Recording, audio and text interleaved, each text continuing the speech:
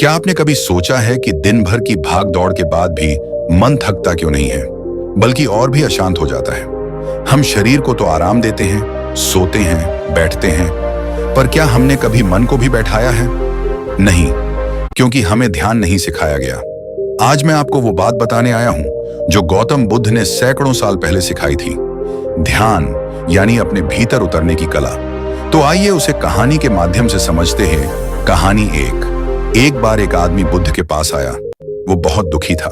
बोला, भगवान, मेरी जिंदगी में अंधेरा ही अंधेरा है। दुख, डर, चिंता, कुछ भी अच्छा नहीं लगता। बुद्ध मुस्कुराए। उन्होंने एक दिया जलाया और कहा, इस कमरे में अंधेरा है या उजाला? आदमी बोला, अब उजाला है। बुद्ध बोले, बस यही ध्यान है। जैसे एक दिया अंधकार को मिटा देता है, वैसे ही ध्यान मन के अंधकार को दूर करता है। ध्यान क्या है? ध्यान कोई बड़ी चीज नहीं है। ये सिर्फ अपनी सांसों को देखना, अपने मन को समझना और खुद से जुड़ना है। बुद्ध कहते हैं, मन ही सभी चीजों का जन्मदाता है। अगर मन शांत हो जाए तो जीवन शांत हो जाता है। ध्यान करने से क्या बदलता है? तनाव और डर कम होता है, क्रोध और दुख कमजोर होते हैं, फैसले साफ और सटीक होते हैं, भीतर एक स्थायी खुशी जागती है और सबसे बड़ी बात, हम अपने असली स्वरूप को जानने लगते हैं।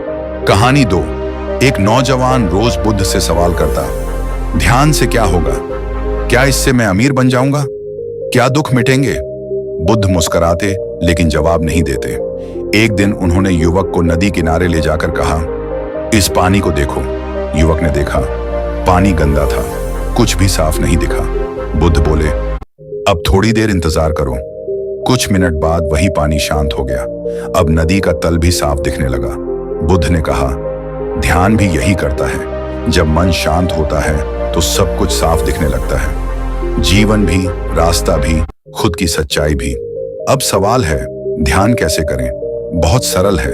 एक शांत जगह चुनिए, पीठ सीधी रखिए, आंखें बंद कीजिए, सिर्फ अपनी सांस पर ध्यान दीजिए।